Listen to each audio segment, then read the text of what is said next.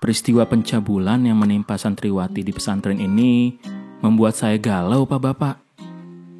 Beberapa hari sebelum peristiwa ini ramai diberitakan, saya dan istri sempat ngobrol tentang kemungkinan anak perempuan kami masuk ke pesantren.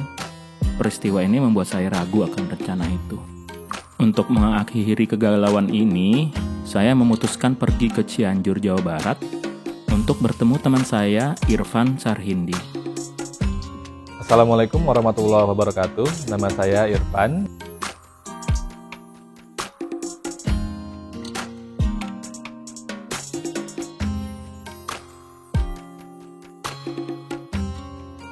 Lahir dari keluarga pengelola pesantren dan kini mempunyai seorang anak perempuan, rasanya pas jika saya berbincang dengan Irfan soal kejadian ini. Terlebih, Irfan adalah sosok yang sangat peduli soal pendidikan. Akhir tahun nanti, rencananya Irfan akan pergi ke Inggris untuk memulai S3 yang ia raih lewat beasiswa. Sebenarnya serapuh itukah gitu ya posisi santriwati ya sebenarnya santriwati di sebuah pesantren gitu. Karena ya walaupun kita nggak akan menyamaratakan seluruh pesantren seperti itu gitu. Jadi memang pesantren itu dia punya kecenderungan itu beda dengan sekolah umum, Mas Ram. Kalau sekolah umum kan istilahnya ada standarisasi yang sifatnya top down lah, dari pemerintah punya standar seperti itu. Relatif semua sekolah SOP-nya mirip-mirip gitu. Tapi kalau pesantren ini dia sangat heterogen, tergantung karakteristik kiainya, tergantung mindset dan kultur yang dibentuk oleh kiainya masing-masing di pesantren tersebut. Nah, jadi memang ada beberapa pesantren yang secara mindset mereka memposisikan perempuan katakanlah jadi kelas kedua gitu ya, warga kelas kedua, atau mungkin malah melihat perempuan sebagai objek yang rentan untuk diobjektifikasi gitu ya, secara seksual maupun secara non seksual. Nah, kalau misalkan konteksnya yang dibangun adalah kultur seperti itu, maka betul peran atau posisi santriwati itu rapuh banget. Tapi itu nggak berarti semua pesantren rapuh banget, karena kalau misalkan kita lihat dari secara mungkin bisa dibilang kayak aturan sosial yang nggak tertulis gitu ya, kayak norma sosial atau mungkin kayak role of conduct dalam konteks keberagamaannya. Karena kan pesantren itu rata-rata dia sangat kuat kultur sufismenya, tasawufnya. Nah, dalam tasawuf itu seseorang baru akan dianggap sebagai mursyid atau kiai ketika dia sudah bisa menaklukkan hawa nafsunya lah istilahnya. Dia sudah selesai dengan duniawinya gitu-gitulah ya. Walaupun yang tentu saja dia akan tetap melakukan aktivitas yang sifatnya duniawi, tapi dia sudah selesai dengan itu. Nah, kalau misalkan semua orang yang sudah terlibat dalam pengelolaan pesantren atau yang memiliki power di pesantren sudah selesai dengan dirinya sendiri, harusnya siapapun akan aman dan nyaman gitu. Tapi kalau misalkan, tapi kan kita nggak bisa menyamaratakan semua orang di pesantren pasti baik kan. Jadi saya juga, dan dari mana gitu ya kita bisa tahunya gitu ya. Kalau dulu tuh Cak Nun pernah bilang begini, kalau manusia itu kan makhluk dinamis. Jadi dia bisa berada di masjid tapi sebetulnya sedang melakukan keingkaran. Dia bisa ada di diskotik atau di klub malam tapi sebetulnya sedang melaksanakan ketaatan. Saking dinamisnya gitu. Beda dengan misalkan dengan malaikat yang statis, mau dia dimanapun dia pasti akan taat, dan dia betul memang kasus yang di Jombang itu bukan kasus pertama gitu yang terjadi ya di lingkungan pesantren, menjadi istilahnya jadi tamparan keras juga sih sebetulnya buat kita semua.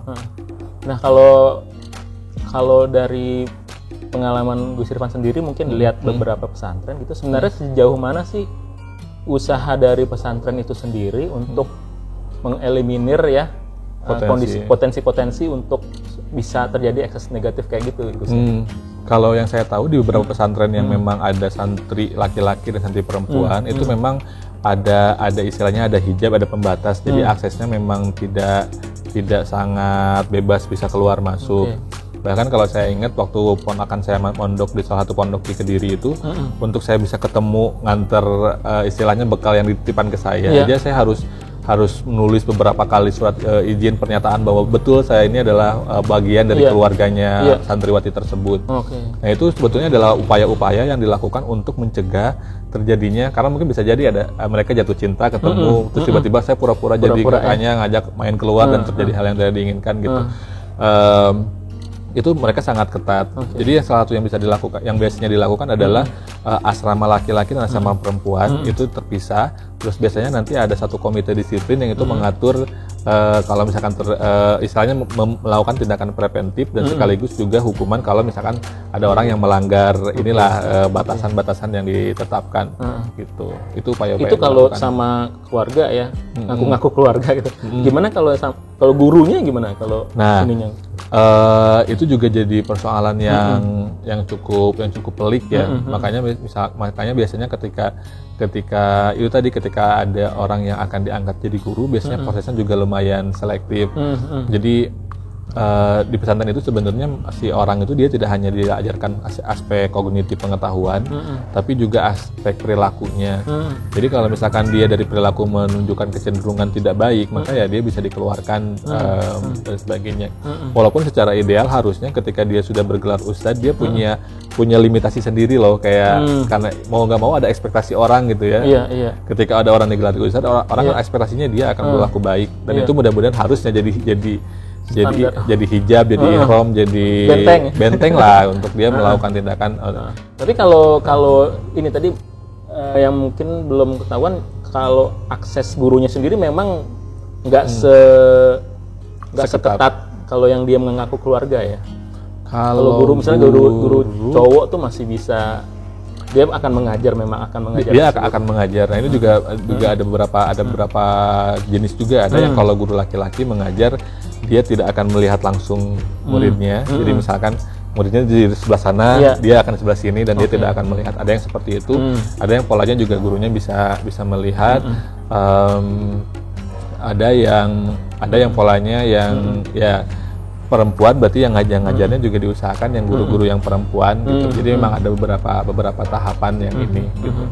Nah tapi ya betul, kalau yang ustadz biasanya relatif tidak seketat dengan santri yang lainnya atau dengan yang umum yang itu bisa untuk datang gitu. Nah kalau udah kayak gini, Gus, kami sebagai orang tua gitu ya, kira-kira ada punya tips nggak sih? Jadi bagusnya kita tuh kalau mau masukkan anak kita ke pesantren, mesti lihat apanya nih biar nggak kejadian yang kayak gini-gini gitu. Ada tips-tipsnya nggak ya? Sebenarnya kalau pesantren itu dia kalau yang resmi punya nomor induk pesantren, jadi kayak nomor sekolah gitu. Jadi yang berarti dia sudah terdaftar di Kemenag. Nah itu bisa jadi salah satu bahan utama. Jadi lihat ininya. Terus yang kedua, sebenarnya kalau sekarang pesantren itu kita bisa melakukan kunjungan dulu nih Mas Ram. Jadi kayak mungkin kayak sama aja kayak ke sekolah, kita lihat dulu kulturnya, survei. Jadi bisa dengan survei dulu, dilihat dulu materi yang diajarkan seperti apa, apakah dia misalkan kalau perlu ya nyari tahu asrama laki-laki dan perempuan di jaraknya seperti apa, apakah flow pergaulannya relatif terjaga atau tidak gitu. Terus ya bisa nanya juga misalkan ke alumni-alumni yang pernah mondok di situ, surveinya seperti apa gitu. Jadi kayak biasanya kalau sekolahnya bagus atau pesantrennya bagus, itu kan testimoninya juga akan bagus gitu ya. Ya jadi kayak bisa dengan melakukan cek track record seperti itu juga sih. Kalau saya kebetulan karena memang keluarganya berbasis afiliasinya ke NU, ya pasti salah satu faktor tambahannya ya apakah dia secara keilmuan juga mengajarkan itu ataukah tidak. Terus biasanya karena kami sudah terekspos pendidikan non agama lah katakanlah seperti itu. Jadi memang ada beberapa value yang kami inginkan, yang harapannya juga di pesantren itu diajarkan. Misalkan value bahwa perempuan dan laki-laki itu setara. Nah itu kan value yang di keluarga kami pegang, dan yang sayangnya mungkin belum semua pesantren value itu ada, apalagi yang tradisional. Jadi ketika kami nyari, pasti kami nyari kiai yang kami kenal, yang itu secara value dia mengajarkan hal itu, sesuai dengan itu. Ya harapannya sih kalau value-nya kayaknya udah kayak gitu, ya mudah-mudahan resiko-resiko itu lebih kecil gitu. Dalam praktiknya akan sama ya. Harusnya ya mudah-mudahan ya harapannya. Nah walaupun juga nanti ngelihat lagi nih sejauh mana orang tua bisa melakukan cross check, karena biasanya ada pesantren yang orang tua tuh susah untuk akses, ada pesantren yang bagus itu yang dia setiap kelas ada wali santrinya, ada ustadz yang memang jadi walinya, dan orang tua tuh bisa dengan intens ngobrol perkembangan anaknya gitu. Jadi kalau ada apa-apa bisa langsung ke situ. Jadi jadi kalau komunikasinya bagus ya harapannya juga kan kita bisa lebih gampang untuk memantau situasi si anak gitu. Kalau tadi track record berarti sekolahnya sama pesantrennya, SDM-nya ya, SDM, personilnya ya. Betul. SDM sama kiainya siapa gitu ya. Dan mungkin memang tidak semuanya akan tertulis atau terdokumentasikan secara digital lah.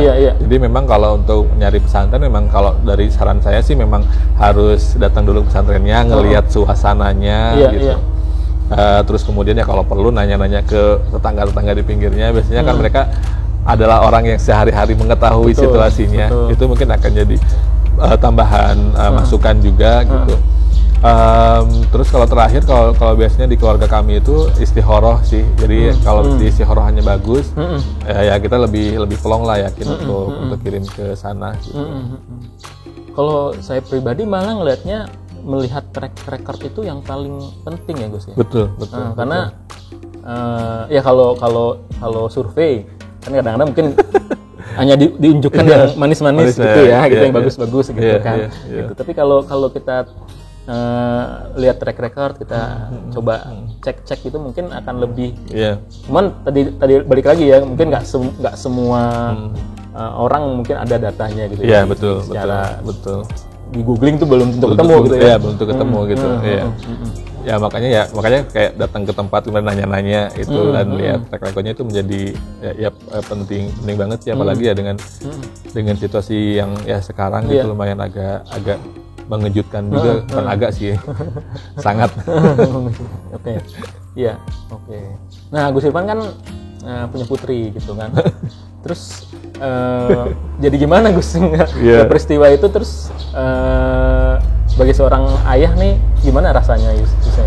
Ya, yang pertama sebetulnya ya marah, kaget dan lumayan agak ini juga ya. Pertama karena kami sebagai keluarga pesantren juga kan lumayan menyayangkan hal itu terjadi gitu, yang akhirnya mungkin jadi akan presiden buruk bagi pesantren yang lain.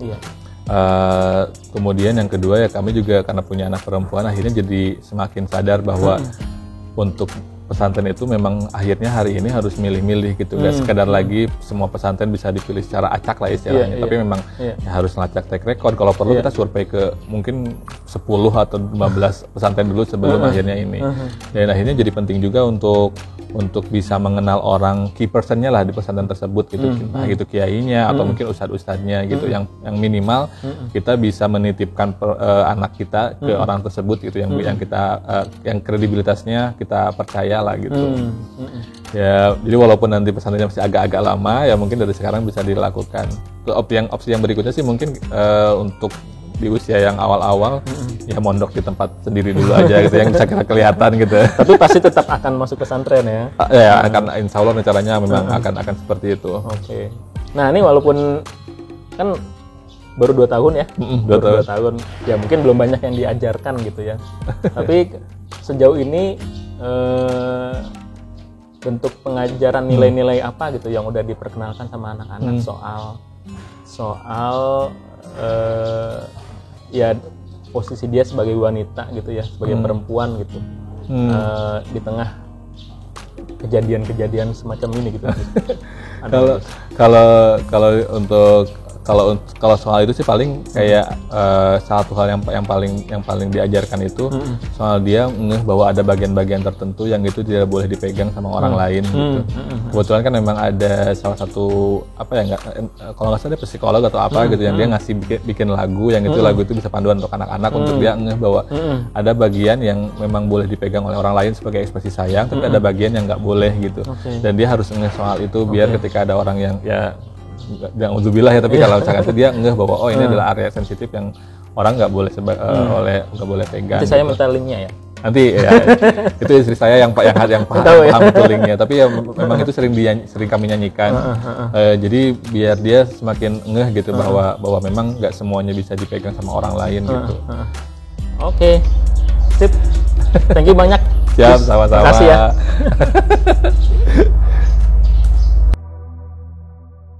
Dalam perjalanan pulang, saya merenung. Apakah rasa galau ini sudah hilang setelah mendengar jawaban-jawaban dari Irfan tadi? Masih ada sih, dan rasanya akan tetap terus ada.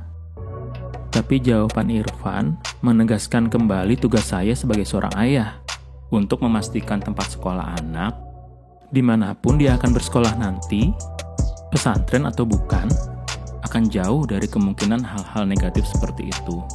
Tugas yang tidak mudah. Tapi rasa galau yang ada di dalam diri ini sih menurut saya baik ya.